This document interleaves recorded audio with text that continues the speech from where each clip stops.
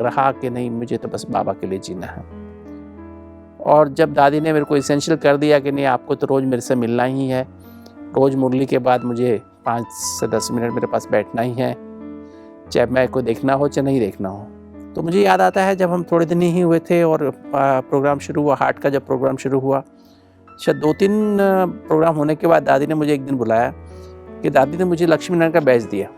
हालांकि भाइयों को लक्ष्मी नारायण का बैच नहीं देते थे, उधर तो कृष्ण का और त्रिमूर्ति का बैच देते थे, क्योंकि मेरे को पहला भाई था मैं, जिसको दादी ने मुझे ये जो लक्ष्मी नारायण का बैच दिया। मैंने कहा दादी ये तो आप टीचर बहनों को देती, मैं तो एक स्टूडेंट हूँ।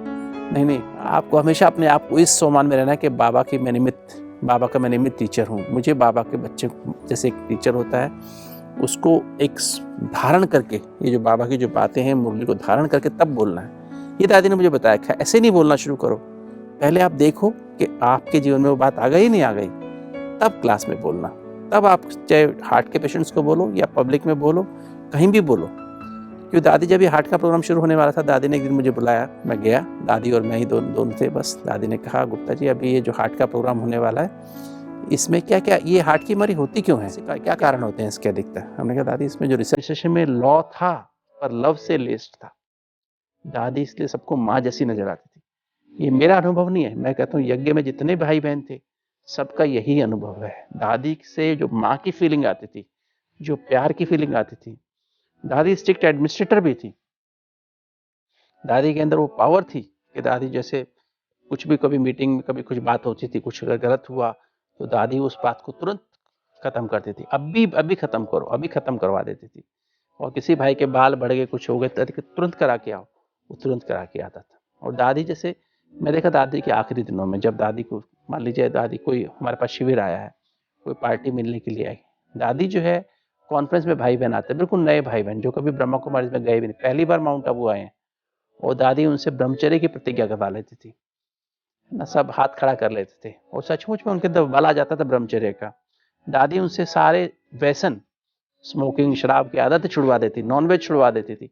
और बाद में आके अनुभव सुनाते थे, जब से दादी ने हमें कहा कि दादी पवित्रता की मूर्त थी। दादी जो है, दादी को हमने देखा, दादी के अंदर इतनी नम्रता थी, दादी के अंदर इतनी नम्रता थी। दादी इसको मान लीजिए कोई बहन या भाई या कोई बाहर वाले भी, कभी कोई ऐसी समस्याएं यज्ञ में आई, बहुत बड़ी बड़ी समस्याएं यज्ञ में आई, मैंने देखा दादी के सामने भी।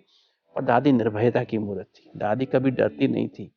दादी कुछ भी हुआ, चंद्रमणि दादी अचानक शरीर छोड़ा, रात को न्यूज आई, सुबह मैं अमृत वेले के बाद दादी के पास गया तो दादी ने कहा गुप्ता जी कैसे, मैंने दादी को नमस्ते ओम शांति की, गुप्ता जी सुबह कैसे आए, मैंने कहा दादी ऐसे ही आया।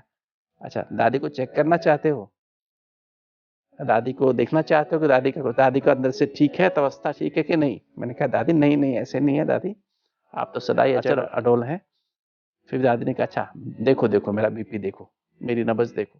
तो मैं देखा दादी का ब्लड प्रेशर जो एकदम 130/80, जो नॉर्मली उनका रहता था, पल्स बिल्कुल नॉर्मल। तो उनके ऊपर जरा भी, उनकी वो एडिशनल चीफ थी, उनके एकदम सहयोगी थी, जो दिन रात उनकी सहयोगी थी, वो अचानक शरीर छोड़ा।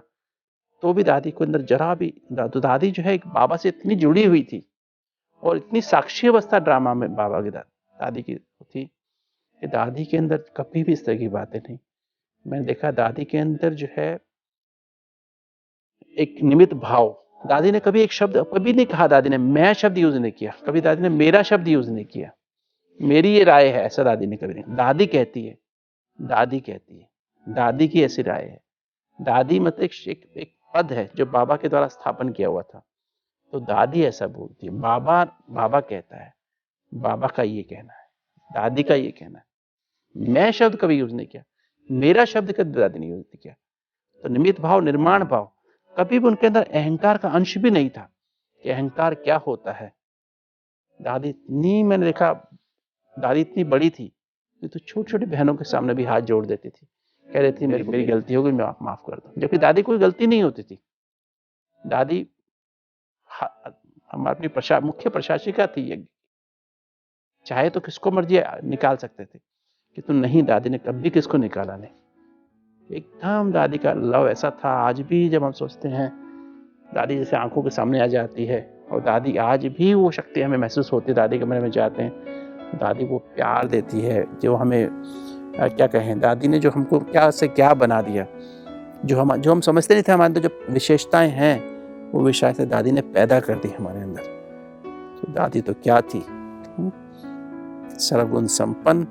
देखा, मैंने दादी को फरिश्ते बनते देखा। दादी कैसे फरिश्ता बनी। दादी को मुरली से इतना प्यार था। दादी मुरली तो सुबह सुबह तो अमृत वेला योग करके पढ़ती थी, हम प्रोग्राम हो गए, दादी जो संकल्प देती थी वो हो जाता था।